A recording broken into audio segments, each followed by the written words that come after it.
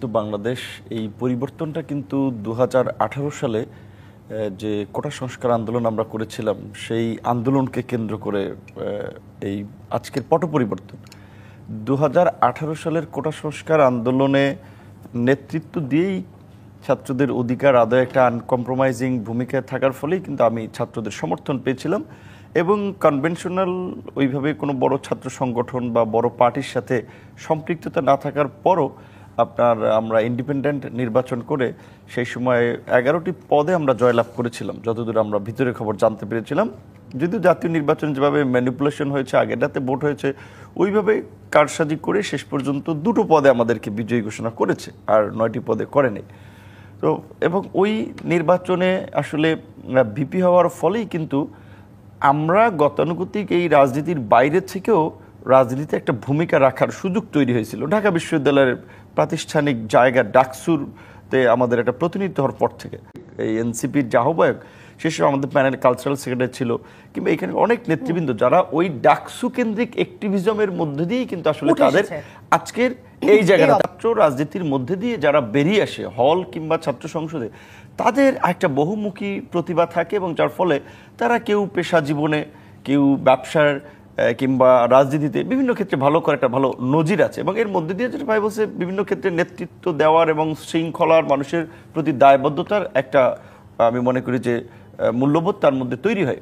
কিন্তু রাজনৈতিক সরকারগুলো দেখা গেছে যে বিশেষ করে বাংলাদেশে আমরা যে গণতান্ত্রিক সরকার ব্যবস্থা বলি বা পার্লামেন্টারি ডেমোক্রেসিতে আমরা 90-এর পরে ঢুকলাম, ওই গণতান্ত্রিক সরকার কিন্তু এই ধরনের মেধাবী সৃজনশীল রাজনীতিকে আমি মনে করি আটকে রাখার জন্য নির্বাচনগুলো দেয় নাই। কারণ বাংলাদেশের যে দ্বিদলীয় রাজনীতি আমরা দেখেছি দীর্ঘদিন ধরে, কাজে এটা তো দুটো ডাইনাস্টি বেস কার্যত পলিটিক্যাল পার্টি বেস রাজনীতি ছিল। ছাত্ররা যদি এই ধরনের সৃজনশীল মেধাভিত্তিক একটা সুন্দর রাজনীতির মধ্যে থাকে, তাহলে তাদের যে হরতাল অবরোধে বোমাবাজির রাজনীতি, বাসে আগুন দিয়ে আপনার এই রাজনীতি, কিংবা আপনার এই যে বিরোধী পক্ষকে নির্মূল করার রাজনীতি, সন্ত্রাস নির্ভর রাজনীতি, এই কাজে তো ছাত্রদেরকে ব্যবহার করা যাবে না। যার ফলে তারা কিন্তু সুপরিকল্পিতভাবে আমি মনে করি যে প্রকৃত অর্থে অছাত্রদের মাধ্যমে ছাত্রদের নেতৃত্ব দিয়ে ছাত্র রাজনীতির এই সুন্দর পরিবেশটাকে নষ্ট করেছে। এবং এটা দুটো দলই করেছে, আওয়ামী লীগও করেছে, বিএনপিও করেছে। 28 বছর পরে যে কোনো প্রেক্ষাপটে আমি সুযোগ পেয়েছিলাম, সেই স্বাভাবিকভাবেই সেই সুযোগ পেয়েছিলাম বলেই তো আজকের এই গণ অভ্যুত্থানের প্রেক্ষাপট আমার কলিগ সহ আমরা সবাই মিলে একটা প্রেক্ষাপট তৈরি করতে পেরেছি। তো এরশাদের আমলেও ডাকসু নির্বাচন হয়েছে মোটামুটি প্রায় রেগুলার, এমনকি আইয়ুব খানের আমলেও রেগুলার ডাকসু নির্বাচন হয়েছে। কিন্তু বাংলাদেশের গণতান্ত্রিক সরকারগুলো কিন্তু এই নির্বাচনটা ধারাবাহিকভাবে করে নাই। তো আমি আশাবাদী যে এই যে নির্বাচনের মধ্যে দিয়ে যে ডাকসুর তালা খুলছে, আশা করি এই নিয়মিত তালাটা খোলা থাকবে। কৌশল থাকে, শিবিরের কৌশলটা সবসময় হাইড অ্যান্ড সিক, হ্যাঁ, লুকোচুরি খেলার মতো। বিশেষ করে গত 16 বছরে তো বলতে গেলে দেখেছি যে আমরা শিবির খুব বেশি অ্যাক্টিভলি প্রকাশ্যে রাজনীতি করতে পারে নাই, কিন্তু তাদের সংগঠনের যে প্যাটার্ন, সেটাতে কিন্তু তাদের কার্যক্রম আমার ধারণা থেমে থাকে নাই।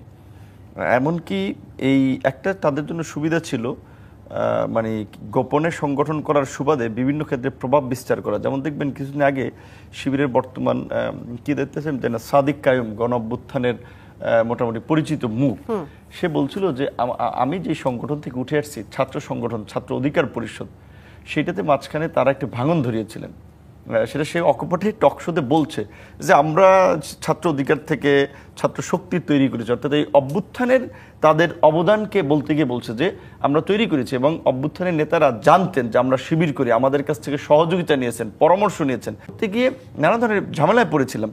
তো সেদিক থেকে ওই শিবিরের এই ওপেন রাজনীতি তখন না করতে পারে, তারা কিন্তু বিভিন্ন সংগঠনে তাদের ভাষায় যে জনশক্তির সাপ্লাই দিয়ে কিন্তু তারা প্রভাব বিস্তার করতে সক্ষম হয়েছে।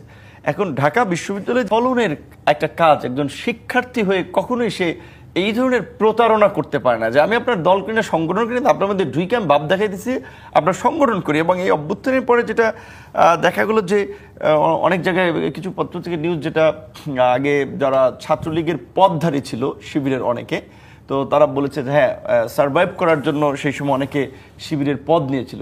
কিন্তু ধরেন যেমন আমরা যখন থেকে রাজনীতি করি, আমি তো আপনি সাংবাদিক হিসেবে বিশ্ববিদ্যালয়ে কাভার করেছেন, ছাত্রলীগের বিরুদ্ধে গুটি কয়েক ছাত্রদেরকে নিয়ে প্রতিবাদ করতে গিয়ে অসংখ্যবার ক্যাম্পাসে রক্তাক্ত হয়েছে। ছাত্র রাজনীতিতে একটা প্রভাব আছে এবং তাদের ধরেন অন্যান্য ছাত্র সংগঠনের মতো যে বিশেষ করে ক্যাম্পাসে আধিপত্য বিস্তার এবং পেশি শক্তির রাজনীতির প্র্যাকটিসটার ক্ষেত্রে হয়তো আমি যতদূর মনে করি যে ধরেন 90-এর দশকে ছিল, বাট রিসেন্ট অবশ্য ক্ষমতায় ছিল না, 16 বছর তো ক্ষমতার বাইরে ছিল, কাজে বলা যাচ্ছে না এখনকার পরিস্থিতিতে তাদের ভূমিকাটা কি হয়। বিরুদ্ধে বৈষম্যের বিরুদ্ধে লড়াই করেছে সেই ছাত্ররা অভ্যুত্থানের পরিচিত নেতা হয়, তারা ক্যাম্পাসে থেকে শুরু করে বিভিন্ন জায়গায় বৈষম্য তৈরি করছে। কম বয়সে দেশকে লিড দেবে, নেতৃত্ব দেবে, একটা ভালো আমরা নেতৃত্ব পাচ্ছি, সেখানে কিন্তু মানুষ বড় রকম একটা ধাক্কা খেয়েছে। এই যে দেখছেন না বিভিন্ন জায়গায় চাঁদাবাজির অভিযোগে সমন্বয়ক বা ছাত্র নেতারা গ্রেপ্তার হচ্ছে, এবং বিভিন্ন এই আন্দোলনের বৈষম্য বিরোধী আন্দোলনের পরিচিত নেতৃবৃন্দ তাদের বিরুদ্ধে যে সমস্ত অভিযোগ আসছে, তো সেই দিক থেকে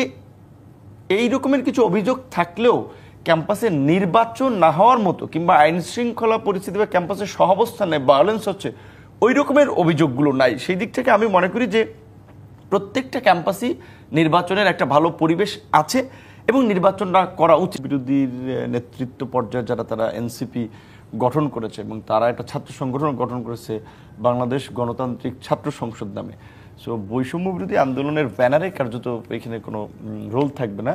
তবে হ্যাঁ, এখানে আপনার বেশ কিছু ছাত্র সংগঠনই সবাই মিলে হলে কেন্দ্রে এইভাবে ভালো করবে।